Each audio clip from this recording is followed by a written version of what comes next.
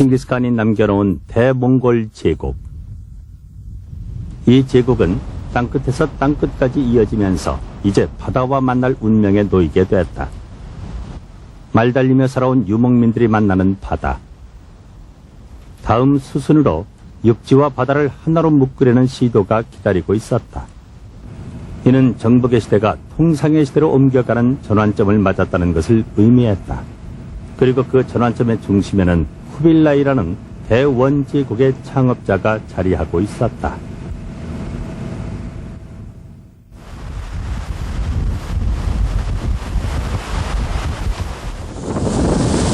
바다가 없는 내륙 국가에서 초평선만 바라보고 살아온 몽골인들. 그들에게도 이처럼 끝이 보이지 않는 수평선은 있습니다. 몽골의 동쪽 끝에 서서 만나게 되는 수평선. 지도에서 보면 일그러진 조그마한 원 모양의 보이르라는 이름이 붙여진 호수지만 직접 눈앞에서 만나게 되면 바다와 마주선 느낌을 지울 수가 없습니다. 그래서인지 이 지역 사람들은 이 호수를 바다라고 부릅니다. 달라이, 즉 바다라고 부르는 이들의 정서 밑바닥에는 옛부터 지금까지 버리지 않고 있는 몽골인들의 바다에 대한 꿈이 깃들어 있는지도 모릅니다. Энэ нуурыг одоо ерөнхий нэрээр болоод Буяр нуур гэж хэлдэг юм. Манай халахгалчууд бид нутгалж байгаа ард түмэн болоод далаа ээж гэд нэрлэдэг. За далаа ээж гэдэг нэр өгсөн нэрийг миний хувьд зүгээр өөрийнхөө өвгдээчээс уламжилж ирсэн яриагаар бодоход нэгдүгээрт ер нь манай Монголын нутагт 2-3 дугаар байр эзэлдгийг хүсгэсэн. Тэрнүүгээрээ далаа гэдэг нөгөөдөгөр бас нэг ээж гэж. 그러나 배를 저어 조금만 나가면 수평선은 이내 사라진다. 진정한 바다가 아닌 것이다. 대륙의 품에 파묻힌 이런 바다로는 그들의 삶을 바꿀 수 없었다. 그래서 몽골인들은 항상 바깥 세계로 연결되는 바다를 꿈꿔왔는지 모른다. 그리고 그 꿈을 실현시킨 적도 있었다.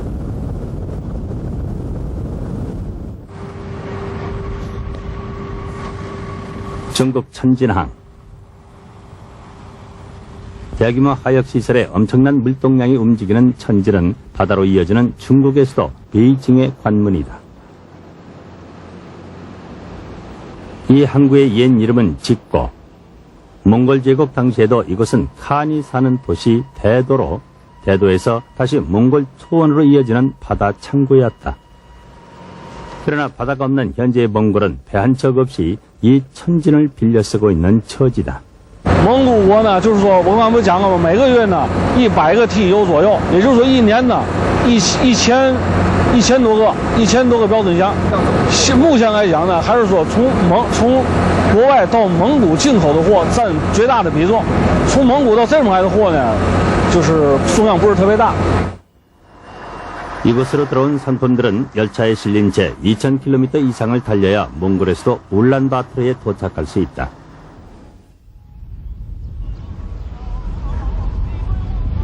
온라인 호트. 중국 천진을 출발해 몽골로 넘어가는 중국의 국경도시에 도착한 열차는 여기서 한참 동안 멈춰서야 한다. 그냥은 더 이상 나갈 수가 없기 때문이다.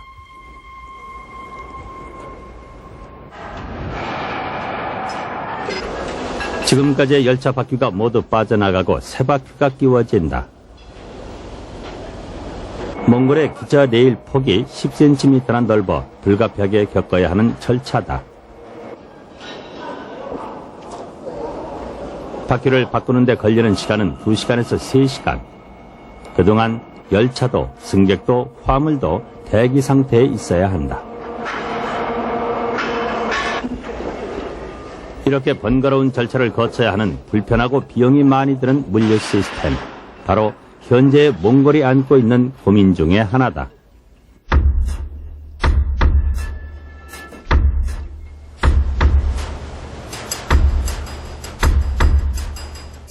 세계로 나가기 위해 바닷길을 개척했던 인물 쿠빌라이. 할아버지 징기스칸과는 다른 방법으로 역사의 물줄기를 바꾸었던 인물.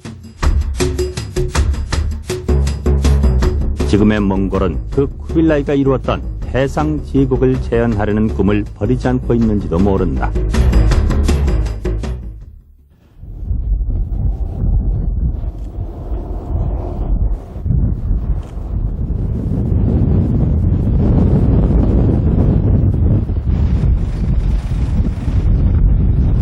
쿠빌라이의 꿈을 이루는 발판이 됐던 곳 폴룬노르. 후에 상도라는 이름으로 원나라의 여름 수도가 됐던 이곳은 지금도 중국의 오지로 남아있다.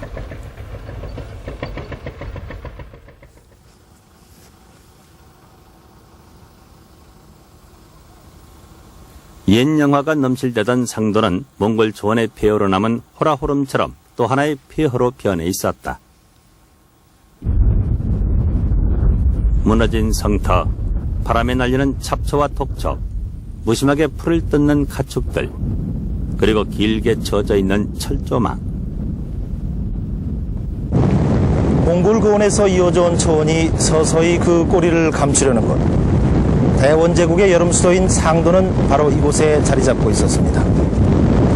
영광을 안았던 도시 상도는 지금 보시는 것처럼 이미 폐허가 돼버린 채 영문을 알 리 없는 소떼만이 한가로이 옛 성터에서 풀을 뜯고 있습니다. 쿠빌라이는 몽골과 중국을 잇는 이 지점을 발판으로 대칸의 자리를 움켜쥘 수 있었고 또 동방 경영을 효율적으로 이끌어갈 수 있었습니다. 쿠빌라이가 이곳 금년천 근처에 개평부라는 중국식 도성을 지은 것은 1256년, 그러니까 운남과 대리 원정에서 돌아온 직후였습니다. 칭기스칸의 막내 아들인 툴루이의 셋째 아들 쿠빌라이. 칭기스칸이 중국 땅 금나라의 무릎을 꿇렸을 즈음 장차 그 땅을 경영할 쿠빌라이는 세상에 태어났다. 할아버지로부터 받았던 영지에서 대륙으로의 꿈을 키워왔던 그는 툴루이가의 부활과 함께 그의 형 뭉케가 대칸의 자리에 오르면서 눈여겨보아뒀던 금년천이 흐르는 이 초원에 뿌리를 내리기 시작했다. 이 지역에 호롤단신 파고든 그는 우선 이 지역 토착 세력을 자기 휘하로 끌어들였다. 그리고 군벌 형식으로 자신의 세력이 형성되자 중국의 남쪽 땅 운남과 대리 원정에 나섰다. 성공적인 원정으로 자신의 존재를 부각시킨 그는 이곳 금년천으로 돌아와 자신의 구상을 펼쳐나가기 시작했다. 그 첫 번째가 금년천 초원에 중국식 토성을 짓는 일이었다.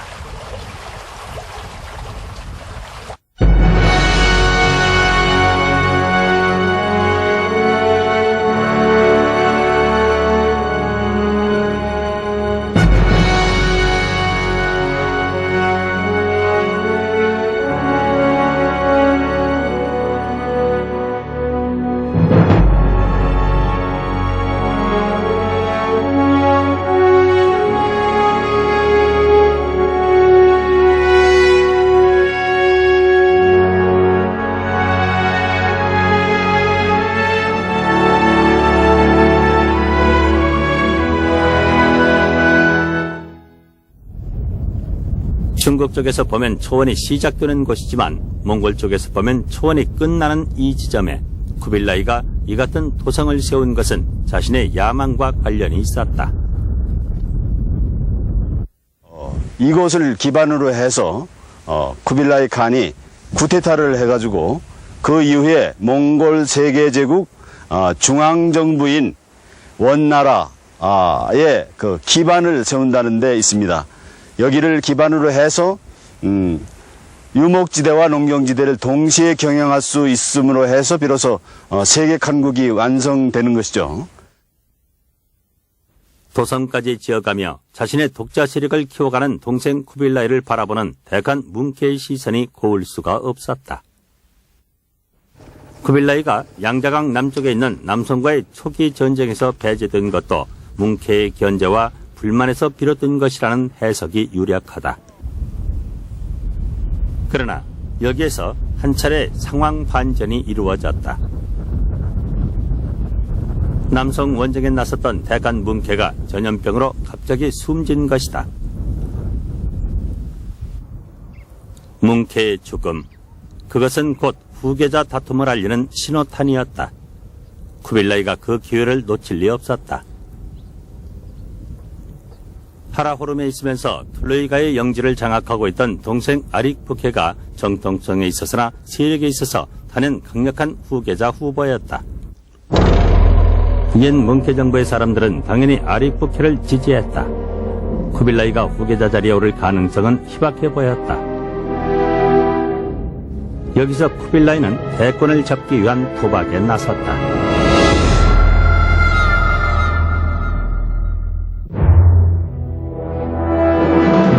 중국 대륙을 남북으로 가르는 장가.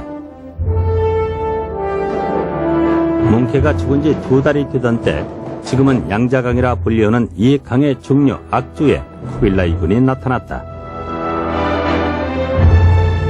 후계자를 노리는 쿠빌라이 군은 북쪽 카라호름으로 올라가는 대신 반대쪽인 장강으로 내려온 것이다. 쿠빌라이 군은 곧바로 양자강을 건너 남송 진영을 기습했다.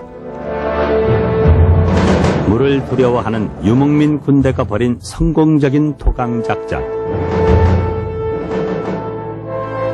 정세를 지켜보고 있던 몽골과 중국 등의 각 세력은 놀라움과 충격에 휩싸였다.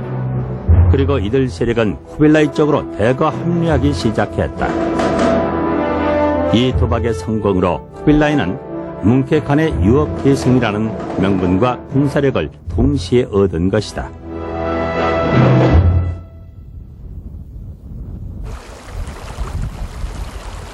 지금의 베이징인 중도 근처에서 겨울을 보내고 금년천으로 돌아간 쿠빌라이는 그곳에서 자신의 지지자들로만 프릴타이를 열고 대칸의 자리에 올랐다. 선수를 빼앗긴 아릭부케도 하라호름에서 곧바로 프릴타이를 열어 대칸에 오른다.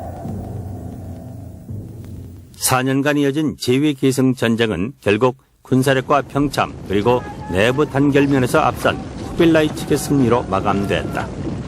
쿠빌라이의 쿠데타 정권은 이렇게 탄생했다.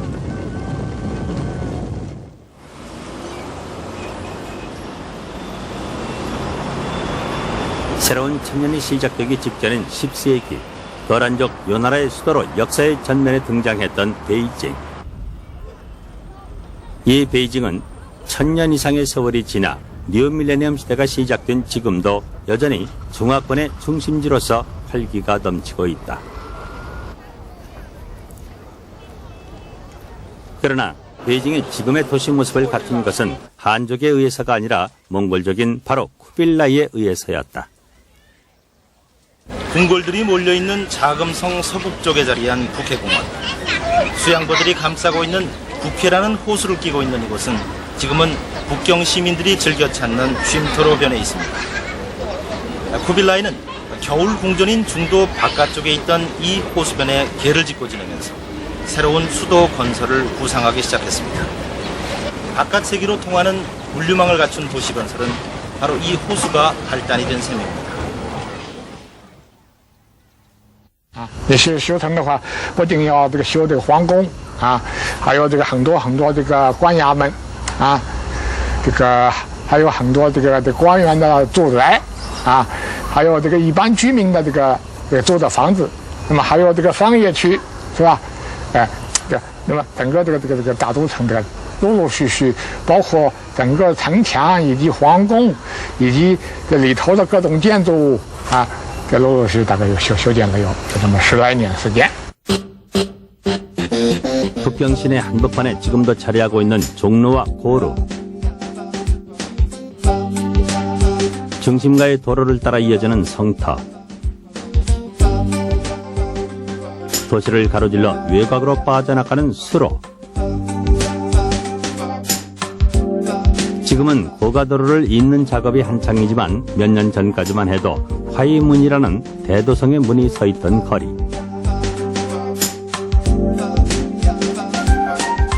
북해공원과 북해공원을 끼고 우뚝 서 있는 백탑. 그리고 북해공원을 내려다보는 곳에 인공산으로 만든 경산공원. 이 흔적들을 연결시키면 옛 대도의 윤곽이 잡힌다. 이미 한 차례 상도에다 중국식 도성을 세웠던 경험이 있는 쿠빌라이는 철저히 중국식 도성을 세우도록 했다. 설계는 유교와 불교, 도교 등 3교에 능통한 승려 유병충이 맡았다.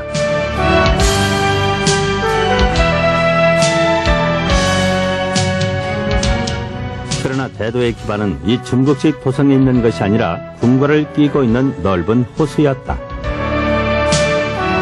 궁궐의 북서쪽에 자리한 거대한 호수 적수담은 바다를 염두에 두고 만들어졌다. 이 호수에 있는 물은 멀리 떨어진 북쪽의 창평에서 끌어들였다.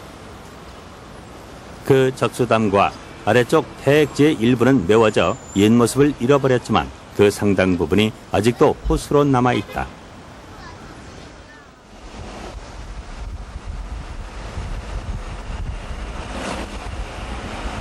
지금의 천진인 직고. 바다에서 긴 수로가 육지로 이어지고 있다. 천년의 수로에 사람의 손이 가해져 인공으로 연장된 수로는 수십 킬로미터를 달려 북경의 동쪽 외곽 도시 통주에 이른다. 통주를 가로지르는 통해하. 천진에서 달려온 운하와 이어졌던 이 통해하는 아직도 그 모습이 남아있지만 지금은 물도 줄어들고 오염이 심해 수로로서의 제 역할을 감당하지 못하고 있다. 물의 역류를 막기 위해 설치됐던 과거의 파나마식 관문도 산업화 물결에 철거되어 버리고 지금은 그 흔적만 희미하게 남아있을 뿐이다. 쿠빌라이가 대도를 건설했을 당시 이 수로는 바로 바다로 상품이 넘나드는 해상 교역로였다. 아득히 먼 바닷길을 헤치고 직고에 도착한 세계 각국의 상품들은 운하를 지나는 배로 옮겨져 백하를 따라 통해하에 이른다. 통주에서부터는 인공으로 건설된 운하 통해하를 따라 거슬러 올라가 대도의 적수담에 이르게 된다. 궁궐 안에서 남중국과 아시아 각지에서 실려온 상품들은 육지로 옮겨졌다. 반대로 육지의 상품들은 이 적수담에서 배에 실려 운하를 따라 직구까지 내려가 무역선에 실려 바다를 통해 세계로 나갔다. 成吉思汗，包括他的后代，尽管都是来自草原的民族，他们掌握了中国的政权，但是呢，他们丝毫没有忽视自己海上势力的这种发展，因为它的基础呢，我想是有这两方面的原因。一个呢是他们已经认识到海上经济的发展是关系到国计民生的一件大事儿。第二呢，就是他们要通过加强海上力量来征服更多的地方。 육지에서 바다로 이어지는 거대한 해상 제국의 건설은 그러나 아직 기초 작업을 시작한 데 불과했다. 바다를 통해 동남아시아로 나가는 관문은 아직 장강 남쪽에 남송이 장악하고 있었기 때문이었다.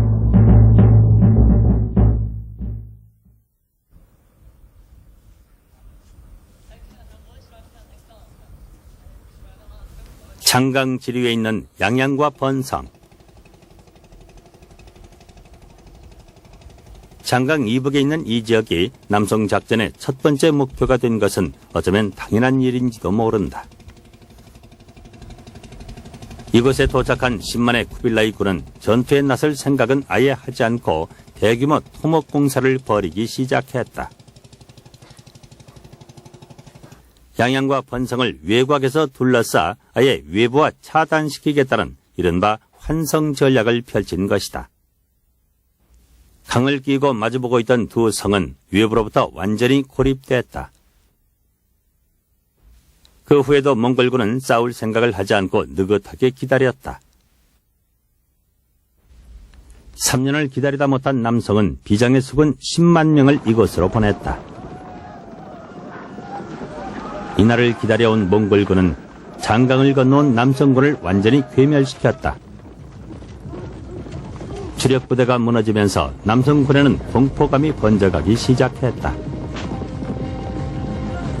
양양과 번성은 2년이나 더 버텼지만 새로 등장한 병기 흐흐포의 세례에 버티지 못하고 성문을 열었다. 항복하면 살려준다는 소문이 장강을 타고 번져나가면서 장강변의 중요한 도시들은 앞다투어 성문을 열었다. 남성에서도 이만도 파죽지세로 밀려온 몽골군에게 조용히 성문을 열었다.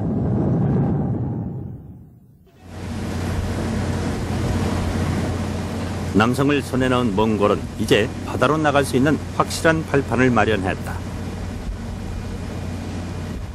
쿠빌라이는 강남을 손에 넣은 뒤 중국 본토를 남북으로 잇는 대운하를 부활시키려는 계획을 실천에 옮겼다.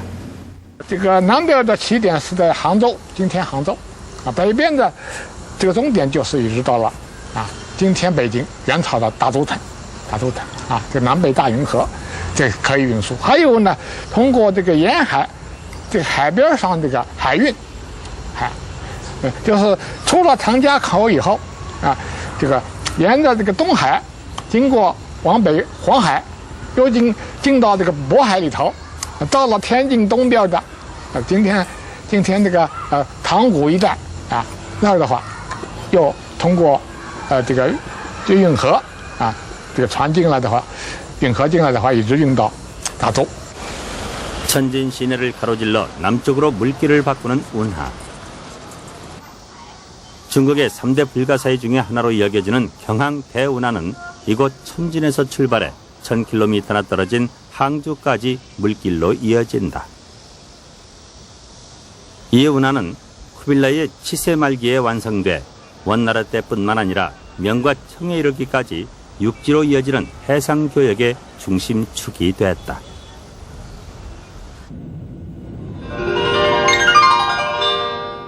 상유 천당, 하유 소항. 하늘엔 천당이 있고 땅에는 소주와 항주가 있다고 말할 정도로 아름다운 경치로 이름난 항주. 지금은 산업화의 물결에 옛 모습이 상당 부분 빛이 발했지만 아직도 명성에 걸맞게 빼어난 모습을 곳곳에 간직하고 있는 도시다.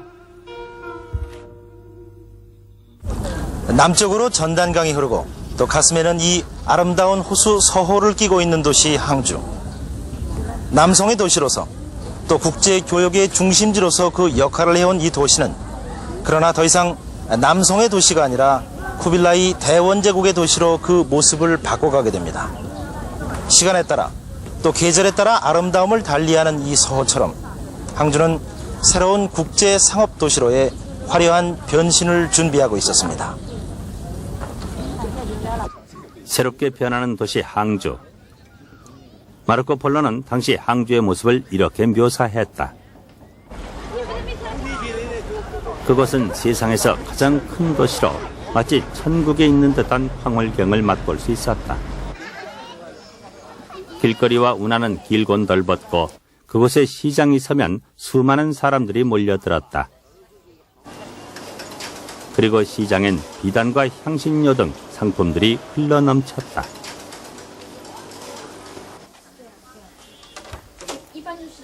육지 실크로드의 종착점이자 해상 실크로드의 출발지로서 항주의 실크, 즉 비단은 그때나 지금이나 이름나 있다.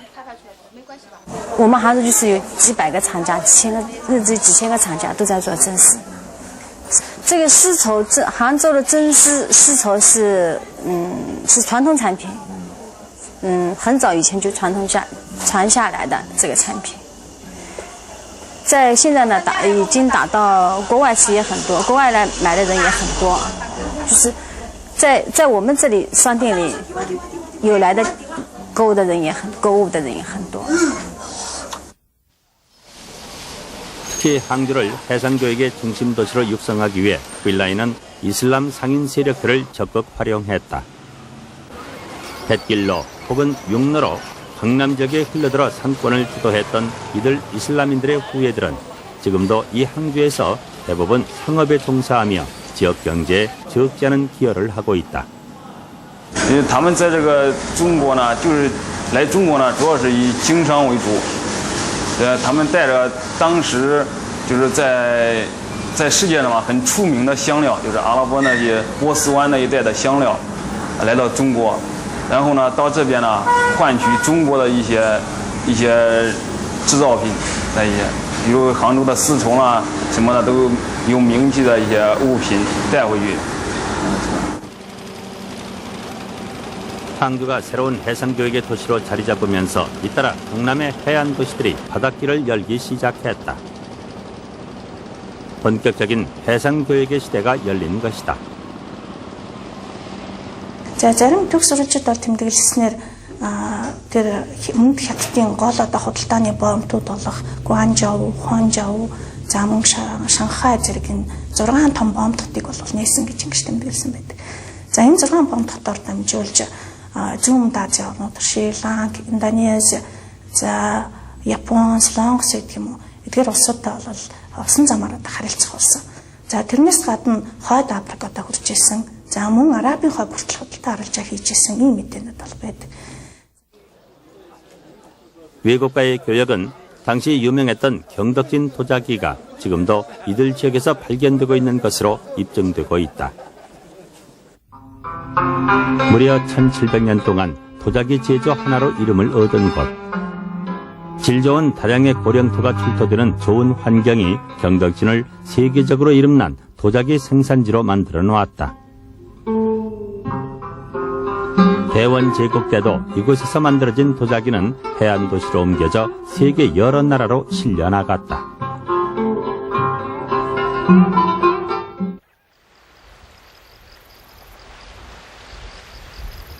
(1976년) 전라남도 신안 앞바다. 한 어부의 그물에 청자가 걸려 올라오면서 대규모 해저 유물 발굴 작업이 시작됐다.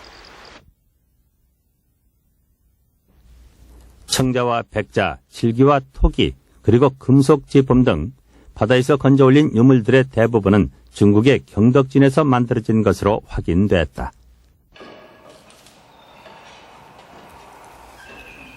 유물들과 함께 너비 11m, 길이 34m에 이르는 나무로 만든 해저 유물선도 함께 발굴됐다.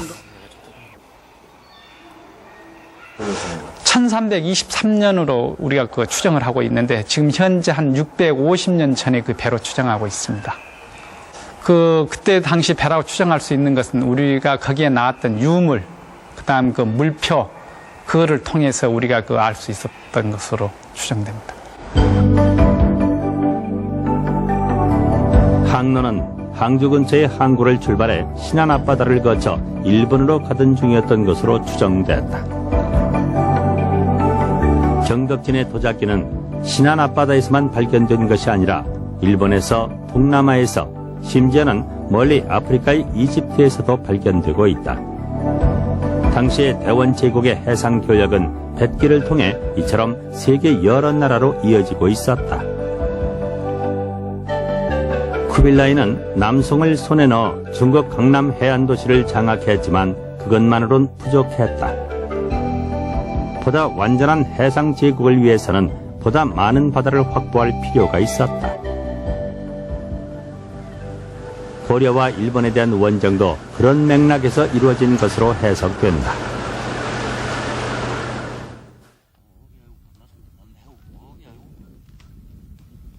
눈앞에 육지를 둔 섬 강화. 1232년 몽골의 공격을 피해 강화로 도읍을 옮긴 고려는 이곳에서 무려 38년간이나 항전을 계속했다. 이곳의 위해성 갑곶돈도에서 바라보면 육지는 바로 지척에 있다. 그러나 몽골군은 그 사이를 가로지르는 좁은 바다를 건너지 못한 채 발을 구를 수밖에 없었다. 물살이 상당히 셉니다. 그러다 보니까. 그래서 만조 때만 나룻배가 왔다 갔다 했다는 그런 이제 우리 우분들의 말씀들이 계세요. 그러니까 저희가 실제 가서 봐도 지금 그 물발에 노짓고 가기가 상당히 힘이 듭니다. 어거데이칸 3년인 1231년 사르타 고르치를 앞세운 몽골군이 반도에 밀어닥쳤다. 전국의 지방 감독관으로 72명의 타루가치를 둔다는 몽골의 요구를 받아들이자 몽골군은 돌아갔다. 그러나 고려의 무인 정권은 72명의 타루가치를 모두 살해하고 강화도로 천도해버렸다. 그리고 도성을 쌓고 궁궐을 지은 뒤 몽골군의 재침공에 대비해 철저한 항전 태세를 갖추었다. 이 개경을 계속 지키면서 몽고의 재침을 막아내기는 어렵겠다라는 그런 결론에 도달을 하게 됩니다. 그렇게 되면은 이제 산성이라든가 아니면은 섬으로 옮겨가 가지고 저항을 계속하는 것이 한 가지 방법인데, 이때 가장 중요한 그런 거점, 적절한 거점이 어디일 것인가라고 하는 그런 문제가 대두됩니다. 강화천도에 대해서는 천도할 무렵에 여기에 대한 찬반의 논의가 사실 상당히 있었습니다. 그러나 그럼에도 불구하고 강화도로 천도한다라고 하는 강화도라는 지역에 대해서는 논의가 거의 없습니다. 이것은 천도로 하게 되면은 강화도밖에 더 이상 적절한 데가 없었다라고 이렇게 판단을 했기 때문인 것 같습니다. 이렇게 시작된 38년간의 항전. 강화도는 몽골군의 손길이 닿지 않았지만 한반도 전역은 몽골군에게 철저히 유린됐다. 국토는 초토화됐고 백성들의 생활은 철저히 파괴됐다. 불심으로 몽골군을 물리치기 위해 8만 대장경이 만들어진 것도 이때였다.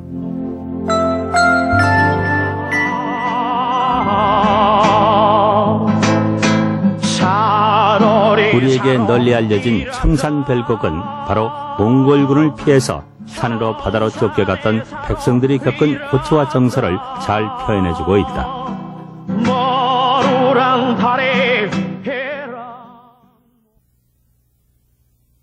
쿠빌라이 정권이 출현했을 때도 고려의 강화도 항전은 계속되고 있었다.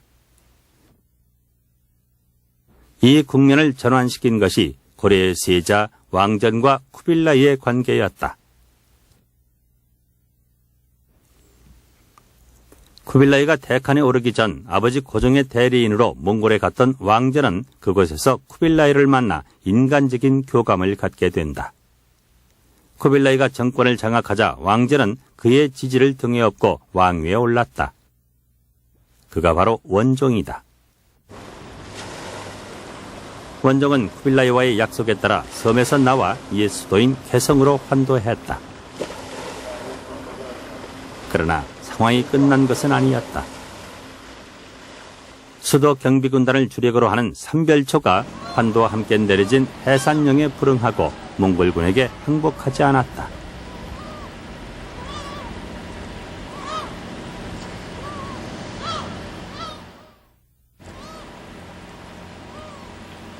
전라남도 진도.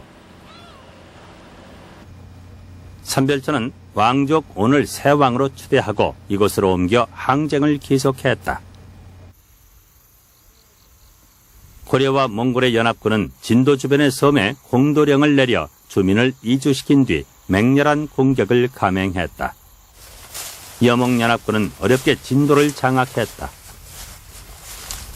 몽골군으로서는 해전에서의 최초의 승리였다. 그러나 삼별초의 지도자 김통정은 다시 지금의 제주인 탐나로 옮겨 저항을 계속했다. 108척의 배와 10,000명으로 이루어진 여몽연합군은 탐나에 대한 해상 공격을 감행했다. 그리고 처절한 전투 끝에 삼별초를 진압하는 데 성공한다. 추후에 반몽골 항전이 막을 내리기까지 무려 42년의 세월이 흘렀다. 몽골 제국이 세계 정복 전쟁을 시작한 이래 이처럼 오랜 기간에 걸쳐 전쟁을 계속한 곳은 어디에도 없었다. 바다를 향한 쿠빌라이의 구상은 이로써 한 단계 진전을 이루었다. 특히 섬나라 일본을 장악하기 위한 발판이 마련된 셈이었다.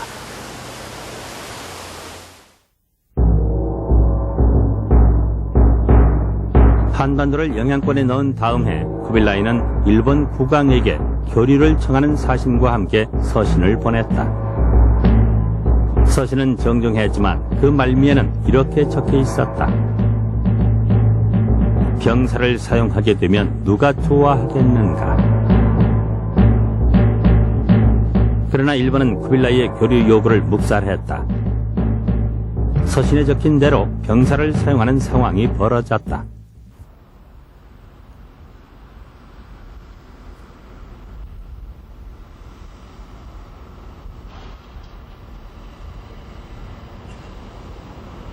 남해 마산의 하포.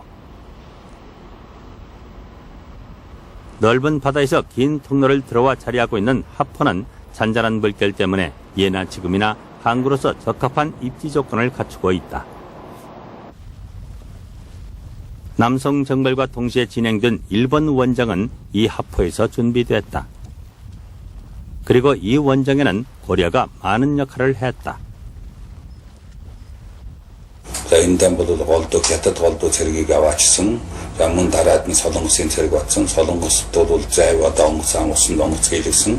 Солонгосын уран дарагчдыг ирээсээ Японд одоо тогтвол бүх одоо бэлтгэл ажлыг бүгдийг хийлгээд ингээд Японыг тогтлоод хоёр удаа хоёулан одоо ялагдсан. Ялагдахтаа бол яасан гэвэл далайн хар шуурганд одоо цогцогдож ялагдсныг та бүгд мэдж байгаа. Тэр үед Чингисийн энэ Монголын цэрэгт нэг томдоо тогтол байсан гэвэл эзэлчгээд эргэж бол өөрийнхөө байранд хондог. Ийм учраас өөрийнхөө зайвын дотор хонж байгаа далайн хар шуурганд яасан. Энэ хар шуургыг бол нэгдүгээр Японууд бичихтэй бол 몽골과 고려 그리고 여진연합군 2만 7천 명을 실은 900척의 배가 하포를 출발해 일본으로 향했다. 대마도와 이키를 황폐화시키고 규슈에 상륙한 연합군은 뜻하지 않은 복병, 태풍을 만나게 되면서 1차 원정은 아무런 성과를 거두지 못하게 된다. 그 7년 뒤 감행된 2차 일본 원정. 1차 때보다도 더 많은 병사와 더 많은 배가 동원된 이 원정 역시 1차 때보다도 더 지독한 가미가제라고 불리는 태풍을 만나면서 실패로 끝나고 말았다. 쿠빌라이는 세 번째 원정을 준비했으나 제국 내 반란과 분열이라는 역풍을 만나 무의로 끝나고 말았다. 두 차례에 걸친 일본 원정의 실패. 그러나 소득이 없었던 것은 아니었다. 或者退一步讲，也可能有贸易的想法在里头。那事实证明，元朝2次侵略日本失败之后，元朝和日本之间的贸易一直没有间断，而且规模很大。我想，贸易也是元朝对外侵略的一个重要考虑。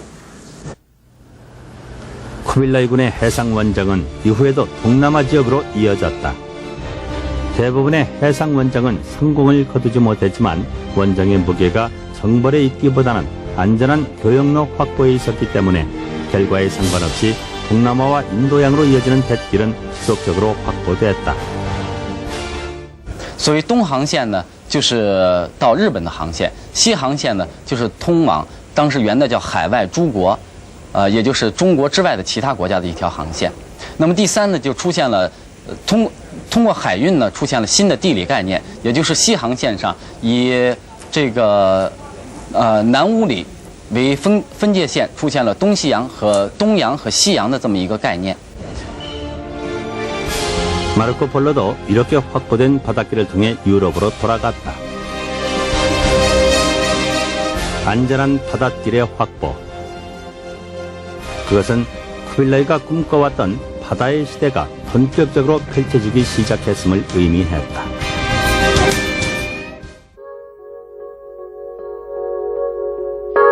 지원 통행 보초. 중국의 베이징 역사박물관에는 원나라의 지폐 지원 통행 보초를 찍어내던 원판이 보관돼 있다. 남성이 처음으로 지폐를 발행한 적이 있지만 대량 유통의 수단으로 사용된 세계 최초의 지폐나 마찬가지다. 이 지폐는 오늘날의 달러나 마찬가지로 세계의 기축 통화 역할을 했다.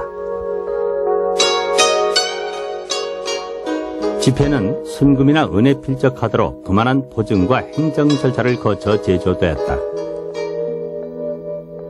집회 발행을 맡은 관리들은 액수가 적힌 각 집회에 서명하고 필요한 조치가 이루어지면 화폐국장이 옥쇄를 찍었다.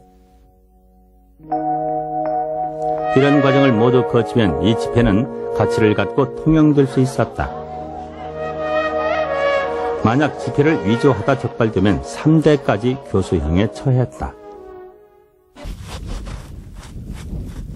기간 동화인 은을 대신한 집회와 함께 소금이라는 실질 가치와 연결되는 여민이 다시 없는 보조 통화 역할을 했다.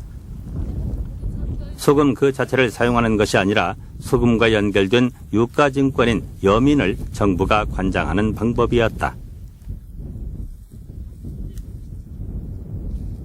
이런 금융 시스템을 통해 쿠빌라이는 거대한 물자를 순환시켰다.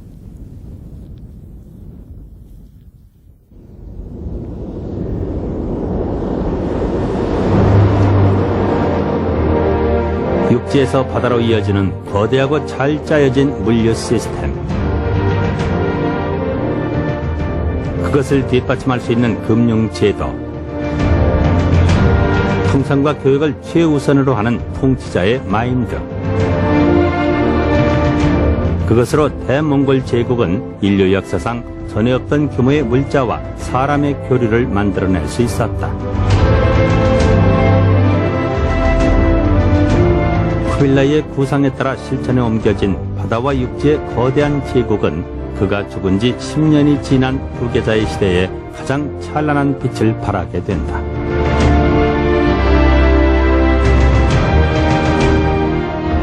그러나 그때를 고비로 몽골 제국은 쇠락의 길을 걷게 되고 선조가 애써 만들어 놓은 시스템도 헛되이 그의 후계자들은 마침내 바다를 버리고 내륙의 초원지대로 쫓겨가는 운명을 맞게 된다.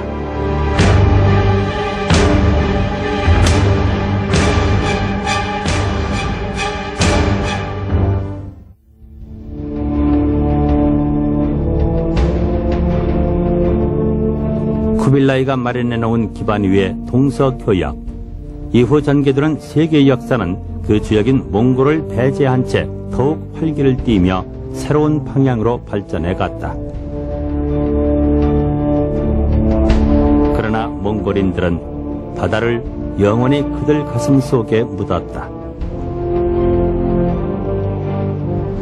쿠빌라이 시대 이후 바다를 가슴속에 묻고 살아온 몽골인들은 지금은 남의 땅의 항구를 비싼 값을 치르면서 사용해야 하는 처지로 전락하고 말았습니다. 넓은 초원을 바다와 연결하고 싶어하는 그들의 꿈은 여전히 살아있지만 이제는 쿠빌라이 시대와 같은 형태로 바다가 그들에게 접근하지는 않을 것입니다. 다만 그들은 내륙을 바다와 어떻게 원활히 연계해 세계화의 흐름에 동참하느냐에 초점을 맞추고 있습니다. 오늘의 몽골인들이 무지개의 나라로 부르는 한국에 눈길을 던지고 있는 것도 그런 이유 때문일 것입니다.